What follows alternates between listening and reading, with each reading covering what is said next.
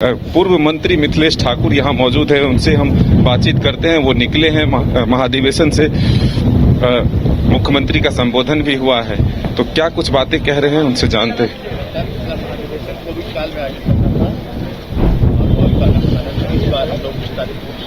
दो दिवसीय महाधिवेशन हमारा आज हमारे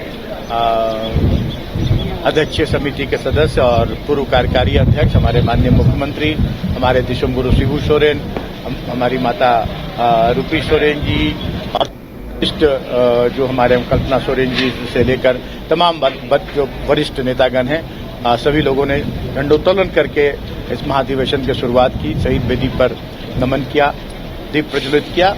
उसके बाद सांगठनिक प्रस्ताव पढ़े गए, जो इन 3 वर्षों में, जो हमारे 3 वर्षों के कार्यकाल में संगठन पर जो भी काम हुए, संगठन का जो विस्तार हुआ, इन सारी बातों पर से अवगत कराया गया डेलीगेट्स को। और उसके बाद राजनीतिक प्रस्ताव जो नए हमारे हैं वो जो हमारे डेलीगेट्स हैं उनके सामने रखे गए, उनका भी विचार मांगा गया। कुछ विचार आए, उनको भी अडॉप्ट करने पर सहमति बनी और सभी कुल मिलाकर राजनीतिक प्रस्ताव वो भी ध्वनि मत से पारित कराया गया।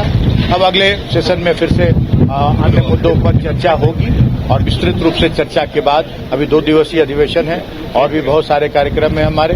हम लोगों के द्वारा जो डेलीगेट्स हैं, जो चुनाव की प्रक्रिया है, वो चुनाव की प्रक्रिया होगी और प्रक्रिया के तहत हम लोग अपना केंद्रीय अध्यक्ष चुनेंगे। वक्त जो भी, मैं कहता हूं कि देश की जनता के लिए, देश की सभी जनता बराबर है। संविधान में सभी को समान अधिकार प्राप्त है और जो भी वैसे कानून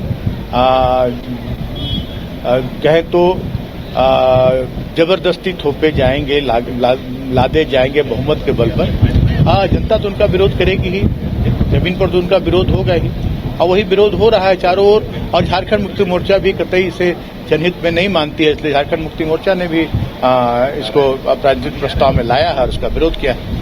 एक बड़ा कार्यक्रम आयोजित हुआ है, इतने बड़े स्टेडियम में 4000 से अधिक डेलीगेट शामिल हुए, क्या कुछ चीजें निकल कर अब तक आई है?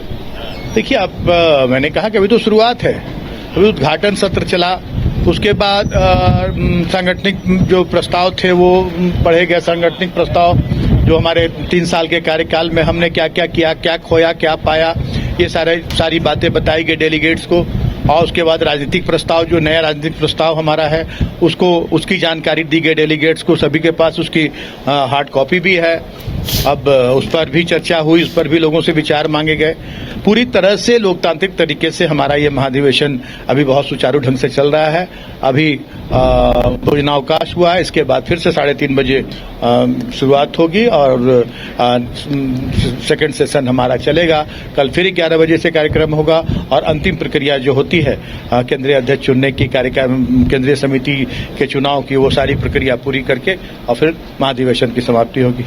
ठीक है, तो ये थे पूर्व मंत्री मिथिलेश ठाकुर जी, जो साफ तौर पर कह रहे हैं कि पार्टी जो है वो विधिवत रूप से महाधिवेशन की शुरुआत की है। कई राजनीतिक प्रस्ताव जो हैं वो लाए गए हैं, साथ ही जो अन्य राज्यों से डेलीगेट्स आए हैं वो अपनी बातों को रख रहे हैं और फिर जो प्रक्रिया होती है राष्ट्रीय अध्यक्ष चुनने का, वो पूरा किया जाएगा और फिर उसके बाद जो है विधिवत इसकी समापन होगी। तो हम ये कह सकते हैं कि पहले हाफ का जो है बैठक खत्म हुआ है, फिर से भोजनावकाश के बाद जो है दूसरी पाली की बैठक शुरू होगी। तब देखना होगा कि आखिर कौन कौन से प्रस्ताव लाए जाते हैं, किन किन विषयों पर फिर से चर्चा शुरू होती है। अगर आप देश के किसी भी कोने में रहते हैं, अगर आप पटना आना चाहते हैं और घर जैसे रहने और खाने का आनंद लेना चाहते हैं, तो एक बार जरूर आए होटल डायमंड इन। संपर्क करें 9572759746, 9031859981, 0612400158 एड्रेस अपोजिट विद्या संस्कार स्कूल, रंजन पथ, गोला रोड, बेली रोड, पटना 801503।